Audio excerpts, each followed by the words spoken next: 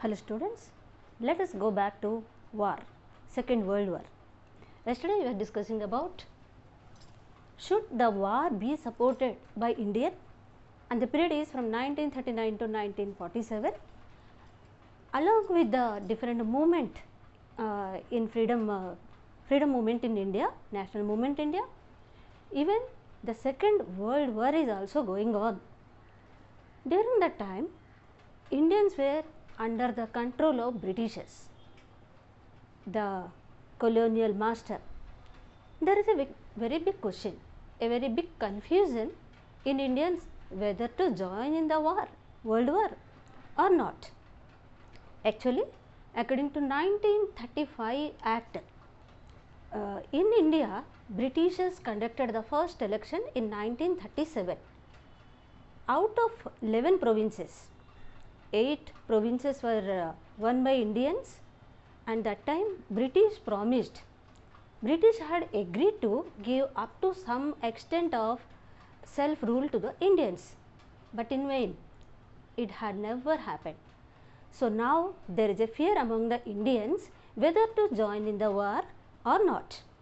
So to demand what they wanted to join in the war. Actually, the reason for the confusion is the war is in between two groups, that is Axis and Allied groups. Already you have read in first lesson. The Axis groups in Second World War were Germany, Italy and Japan, whereas the Allied powers were Britain, France, USA, USSR. Now some reasons for the Indians whether to join with the Axis powers or to join with the Allied powers. The reasons for the confusion are, though many Indians, many national leaders, they don't want to join the Axis powers because they don't like the Hitler's ideology of dictatorship, neither they like Mussolini's fascism and Japan to support them. And if you will come to this side, those leaders, they were bound to join with Britishers, even though some confusion is there. Why? Because Britain, without informing them or without any concern towards the Indians, they have taken the decision to join the Indians in the Second World War. Now the confusion towards the both Axis and Allied, the reasons for the confusion of Indians were in detail. The reasons for supporting the British. Why they wanted to support British? Because Hitler's dictatorship, and there they know very well during the time of World War I and after World War I, to make a group, to make a war again. So how Hitler harassed the Jews and how he supported the Nazism, and there was a Holocaust. So by knowing all those things, they don't want the ideology of Hitler's dictatorship. They don't want Italy's, Mussolini's fascism. They wanted to fight against fascist ideology to conquer other nations. They don't want those kind of ideologies to conquer other nations and to keep under their control.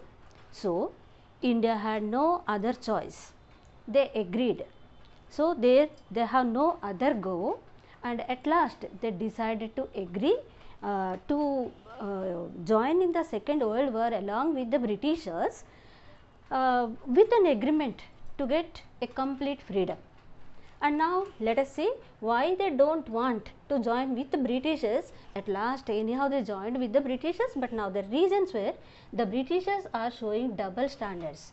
They don't have any one word, and once many times they had promised, they had agreed to give some extent of freedom to Indians, but every time they look back, never they have kept their promise. They even did not consult Indians before announcing that India would support them. Without consulting India, they agreed to join the Indians also in Second World War. But again, after the World War II, as British promised to give the complete freedom to Indians, but no, it objected to give full freedom to India by saying that they cannot protect the other communities of India.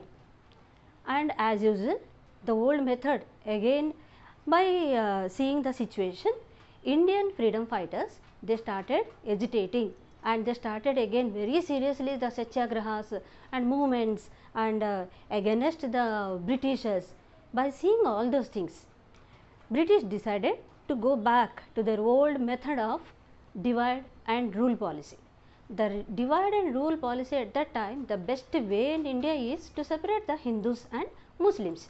So, the political game have taken a religious way, and they wanted to separate the Hindus and Muslims. Already in 1906, the Muslim League was formed, and Britishers, they started provoking and supporting the Muslim leaders, Muslim League leaders like Muhammad Ali Jinnah, who is known as the father of Pakistan now also, and they made the Muslim League leaders to motivate the people by saying that India or the Congress is completely the party for the Hindus. They never look after the other communities. So, there is a very big question now for the innocent Muslims also, how to deal with that. Muslim League. Initially it was represented the Muslim landlords and the rich Muslim group of UP. Its formation is 1906 to till 1930. It is not a political group. Its intention is not to join in any political movements. Just it wanted to protect the community and personal problems in the local area of UP. But later on, it started even involving in the political matter of the country, as they were supported by the Britishers with the policy of divide and rule policy. They were motivated and provoked. Later on, they demanded, when the Muslim League was well noted and people slowly started joining in that, they demanded separate elections. In 1937 elections, the League won 1 or 2 seats out of 482 seats, whereas Congress, they believed that that is a national party.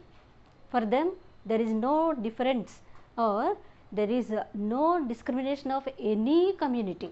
So, all kind of community people joined in that. Even the National Congress Party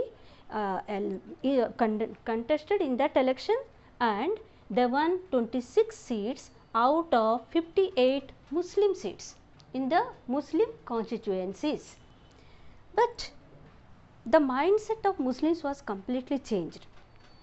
In the election of 1946, Muslim League got 86% of votes, and at that time the Muslim League was completely involved in the political frame, and most of the people, they believed that Muslim League, particularly Muslims, they started believing that Hindu Congress is completely for the Hindu religion and for the Hindus.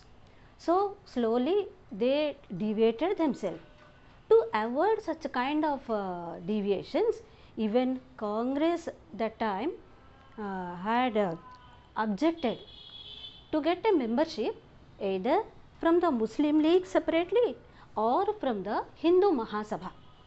Why? Because they wanted to prove that that is not belongs to any political party or any community, particularly neither to Hindus nor to belongs to Muslims. So, they wanted to prove it, and they rejected the membership from either of the communities. Anyhow, at last, as the mindset of the Muslim was completely changed and the Muslim supporters, with the support of Britishers, the Muslim League was very strong and had taken a very crucial role in separating our country. Let us continue the lesson in next class.